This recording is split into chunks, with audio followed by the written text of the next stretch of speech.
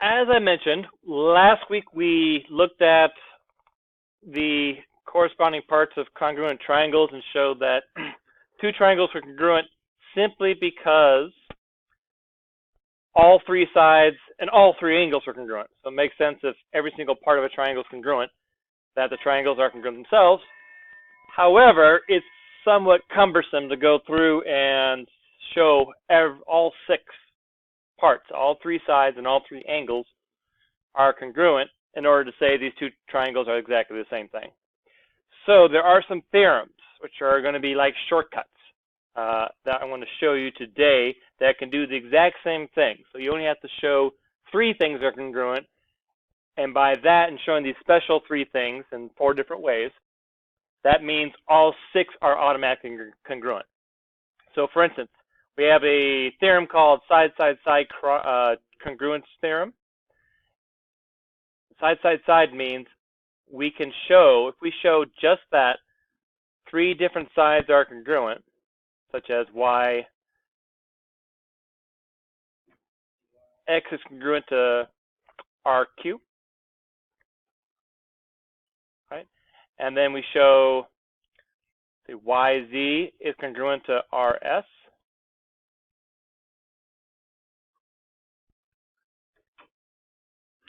And then we show the third side as well, which would be XZ and QS.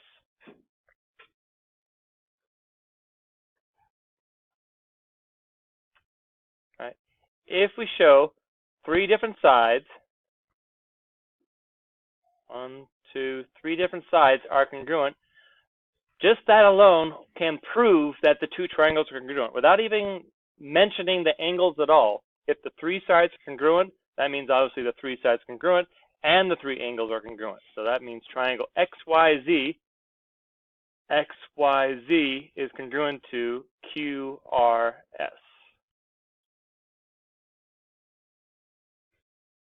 By side-side-side congruence theorem.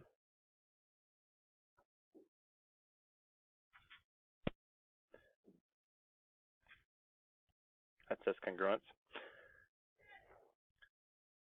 So, and that's the format for all of these theorems, that we have different things we can show in different ways, and it proves that all six are congruent by only actually showing three. A few things. This is mostly about notation, how we write things down. So keep in mind that when you write two triangles are congruent, if we see X right here, make sure the first letter is congruent to X. We can't just put these in any random order. So X and Q are congruent. That's why it's in this order. So be careful about writing these things in the correct order. Second of all, there's two sides to these congruent statements. That's your two different shapes. So everything here on the left side you see is from this triangle on the left. Everything on the right side is from this side. Because it'd be tempting to say, oh, just QS equals XZ because it doesn't matter. But we really want to keep everything organized. This is the left triangle. This is the right triangle. Okay. So have some sort of system to keep everything well organized and easy to follow. Okay. So that's what the gist is, and we'll just do three more just like this, and you're going to do the, for your assignment, you're going to have a couple of triangles that are marked in different ways. You just have to figure out which of the four theorems you're using, and then what the statements are to prove that they're congruent. Okay. All right, so let's look at this one, the ASA triangle congruence theorem, which stands for angle side angle. All right. So because it's angle side angle, we already know it ahead of time. That's what we're proving, or what we're using, angle side angle. Whatever you end up using, that's the order of which we go down the three lines. So there's three letters here that represents the three different congruent statements. So I'm going to have an angle, and a side, and an angle. So the first and the last will be this angle is congruent to this angle, and the middle will be the side that's congruent. And if I mark this, we're going to use here. Okay. Here are the markings we're going to use. So just by looking at this, you can see that there's two angles and a side between them. But if you go from top to bottom, bottom to top, you see an angle, a side, and an angle. That's how we get the angle side angle theorem. Now, we do want to do an angle first and last. It doesn't really matter which one you start with. Since this has a single arc, let's say that's first, and then the double one we'll do last. So to start off, right here, we're going to say angle A is congruent to angle T. And so I've established on the left of this column is going to be this left triangle, and everything on the right side is going to be this triangle. Then the side that's congruent is going to be AB and TU. So I'm going to say segment AB and TU. And lastly, angle B is congruent to angle U.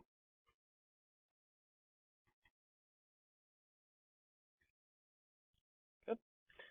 Because I showed this angle, side, and angle are congruent, actually all the sides and all the angles are congruent, all 6 for the price of 3. All right, and just make sure we get our congruent statement. So angle A is congruent to angle T, right? So ABC, triangle ABC is congruent to TUV. So the order of our triangle as we write it is very important.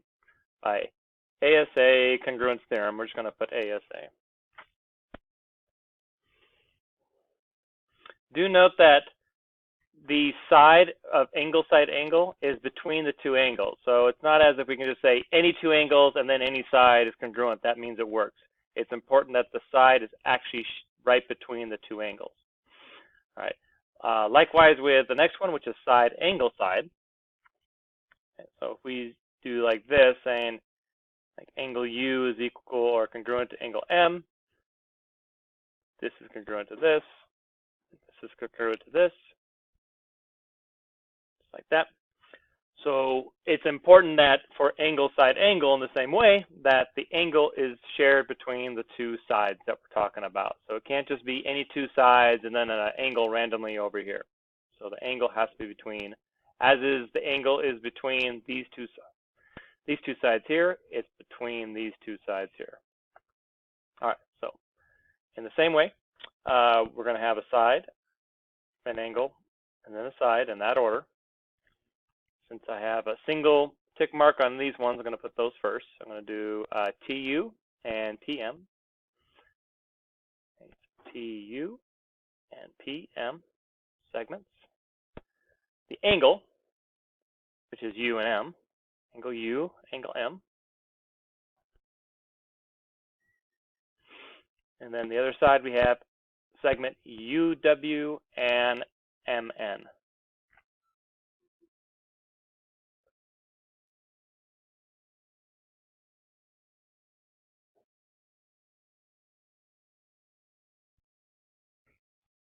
Okay. Because I showed the side and angle between the other side are all congruent, that means all 6 are congruent.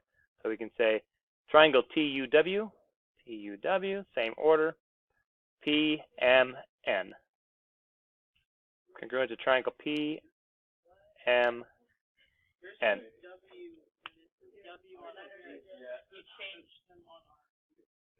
Okay, just change it to W. Just change it to W then.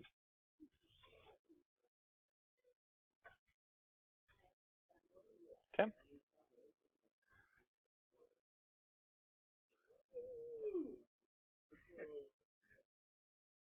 All right, one more. We have angle, angle, side. So lastly, let's say we have this angle and this angle, and these 2 angles congruent to each other, and then a side right after that. So angle, angle, and then a side.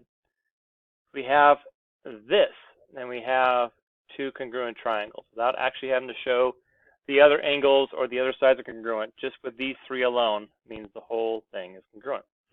So angle, angle, side.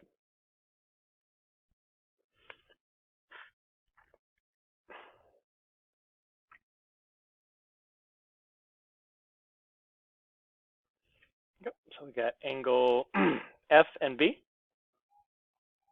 Angle F is congruent to angle B. These 2. And we have angle G and C.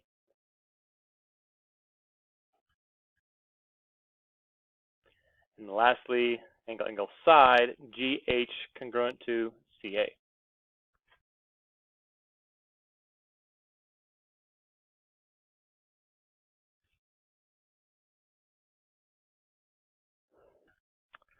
So angle FGH, in that order, is congruent to BCA. B, C, and A by angle, side, congruence theorem.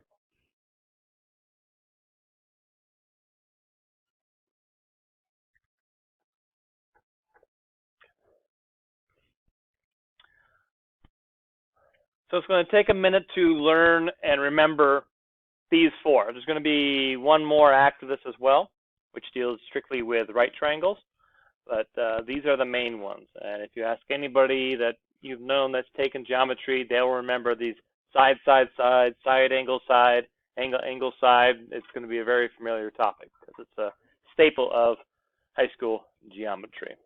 Okay, so looking at these right here, you want to be able to look at these and identify which theorem you should use. So looking at A, what are the options? If we have two angles and a side. All right, so there's only two theorems that have two angles and a side. Angle, side, angle, and angle, side. So of these two, look at the order. Does it go angle, side, angle from left to right, or angle, side? Angle, side, angle, side, angle. So we know we're using angle, side, angle. So as we're writing our three statements, we should have an angle statement, a side statement, and then another angle statement. It's not necessary to actually write this down, but it's very helpful to keep everything in order. As far as which ones you write first, what angle you put first and last is not right or wrong, but totally up to you. So we can start off with angle A. Make sure, like on the left side of my statements, I'm going to use this left triangle. The right side here is going to be this one on the right. So this will be angle A, let's say. And you can see there's a double arc here, so that's equal or congruent to the other double arc, just angle P. Okay. And then the side comes next, so we only have one side to work with. So we have AC, okay, and PQ.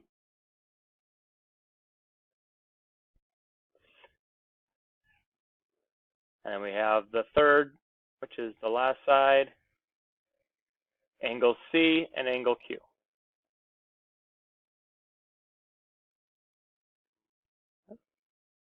Good. So by showing just those three are congruent, we know the whole triangles are congruent. Angle A, which is congruent to P. Angle B, which is congruent to angle R. And C, which is congruent to angle Q. So triangle ABC is congruent to angle PRQ by angle, side, angle. Okay, and these are interchangeable here. Those can be in either order, but the side definitely has to be in the middle. Okay.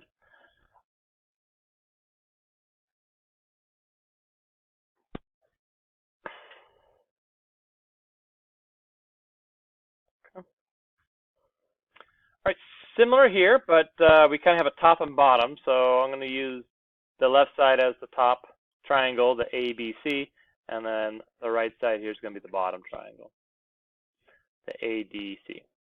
And which theorem do you suppose we'll use here?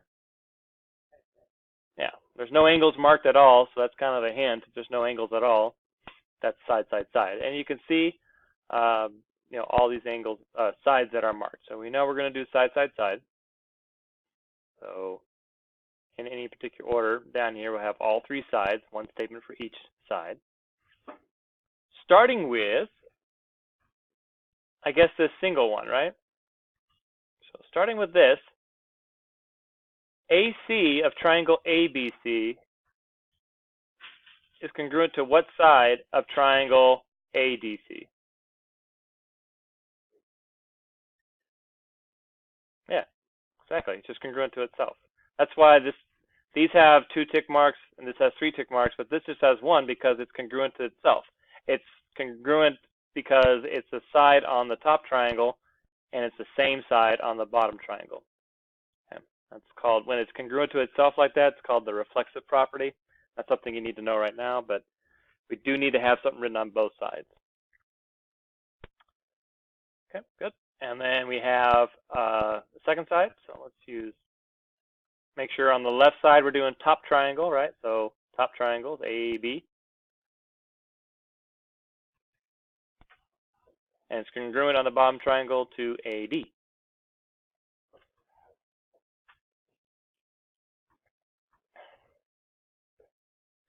And third, top triangle, we got BC.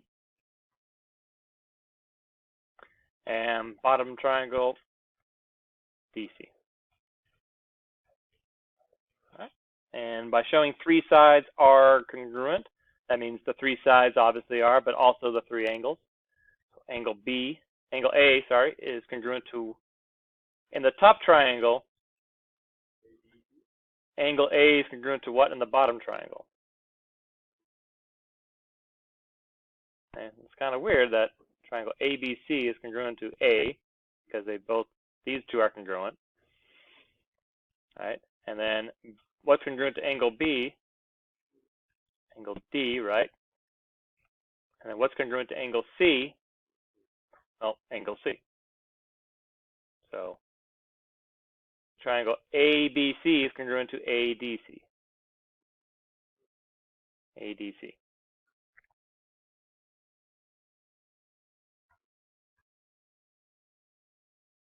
Okay. So the concept of 2 triangles is not new. Being congruent is not new. How we're writing it down and being very careful how we write things down and having the 2 sides and writing our congruent statements, still very important. More people will miss this on notation aspects, not on, oh, I'm not sure what theorem to use. The theorems are kind of obvious, right? All right, so C, which one do you want to use here?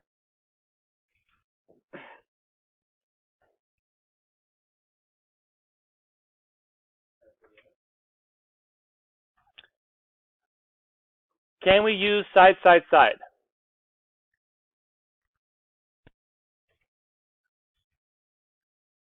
Because it's tempting to look at this and say, oh, it's 2.5, 2.5, 1.7, 1.7, 2.9, so can I just use side, side, side? The answer would be no, because it did not tell us that this side is also 2.9. So we know that these 2 sides are congruent. We cannot assume that these sides are congruent if only one of them has a label. So we can't use side, side, side, but we can use side and then the angle and then side, side, angle, side. Okay. Side, angle, side. And, oh, sorry, yeah, side, angle, side. And we can start either way. There you go. There's a couple sides, so we can say DE congruent to GH.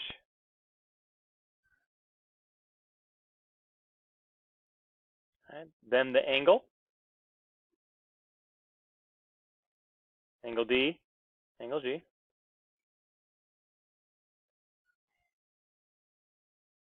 Okay. And lastly, we have the third part, the other side. So DF and GJ. Here up DF. And GJ. Okay.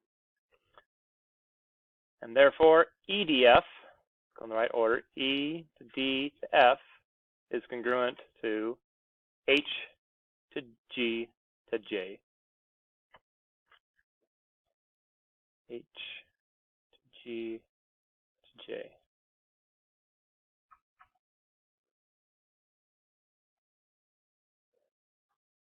So if you like the color coding I'm using and you want to do something like that as well, that could be very helpful. Again, it's usually things like this when people start looking at this and like, man, that's so easy, I can't mess it up. And you go super fast through it and then you mess it up. So take your time, color code things, you know, treat it like it's any other assignment. Be very careful about the details. Not the concept that if there's a mistake that's going to be missed. It's going to be some small detail. Like accidentally putting angle G is congruent to angle D, like swapping the sides on one of the 3 lines. So just be very consistent and you should be okay. All right, looking at these, go to number 3 real fast. And the letters were not put in there, so put those letters in there.